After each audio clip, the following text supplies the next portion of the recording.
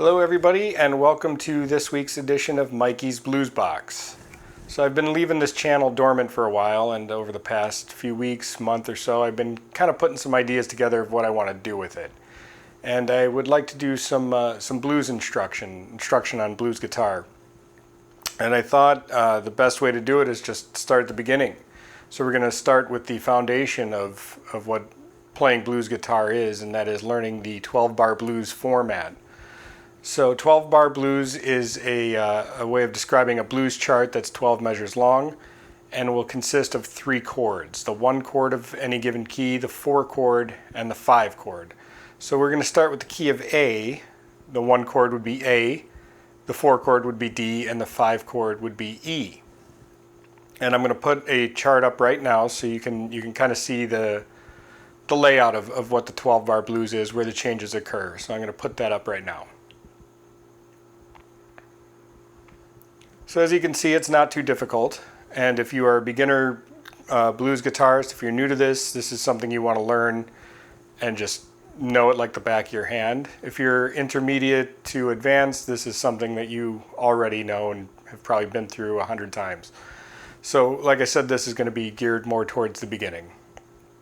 So with the 12-bar blues, you're going to have the A chord, which is going to be an open A, and your index finger on the 2nd fret of the D string. I'll turn up the volume. And then the 4 chord is going to be the D chord. You're just going to move that index finger from the D string down to the G string on the 2nd fret, and you're going to have an open D right above that. And the 5 chord is going to be the E chord, and you're going to take that index finger, move it to the 2nd fret of the A string, and have the open E ring above that. So those are the chords we're going to be working with. And rather than just strum it like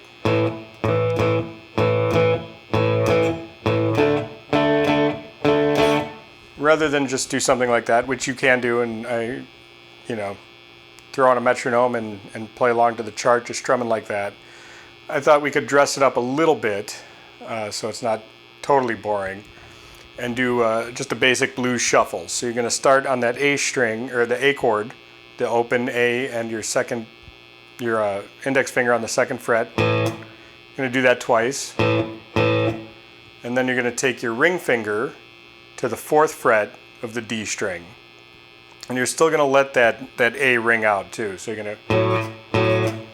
So when you put them together, you got this. And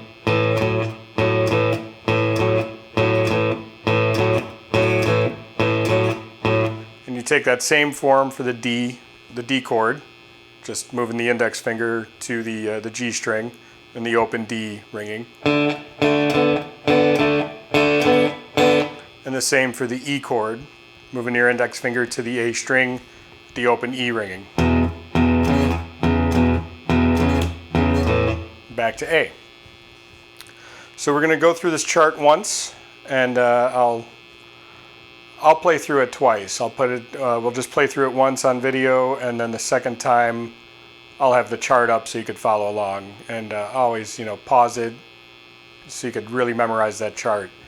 And I'm going to put on a click track, just kind of slow, about 75 beats per minute, just to kind of get a feel for the foundation of where these changes are occurring, and what the layout of the 12-bar blues is. Because like I said, everything I plan to do from here is going to be built off of this foundation.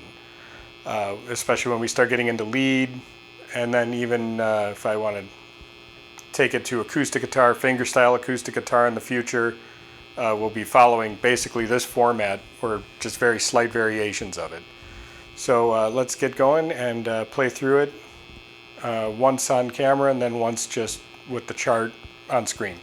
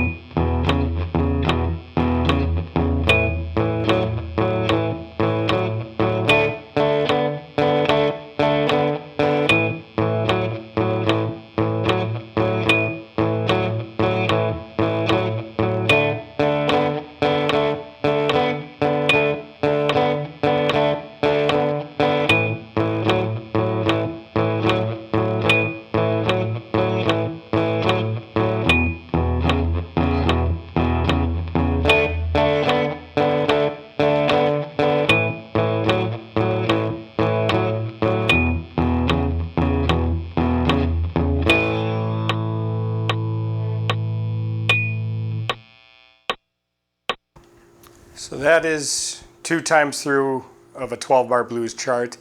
And next week, we're going to dress that up a little bit. There's all sorts of things you can do to make it a bit more interesting to listen to.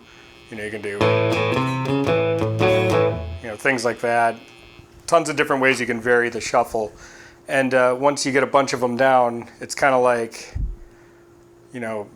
picking the sides for your meal. You can kind of mix and match throughout the chart. You don't have to stick to one type of shuffle. You can kind of pull from all these different variations to make it more interesting for the listener.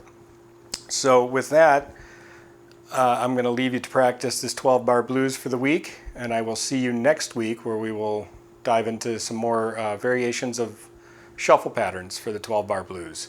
As always, I'm Mikey, and thanks for checking out Mikey's Blues Box.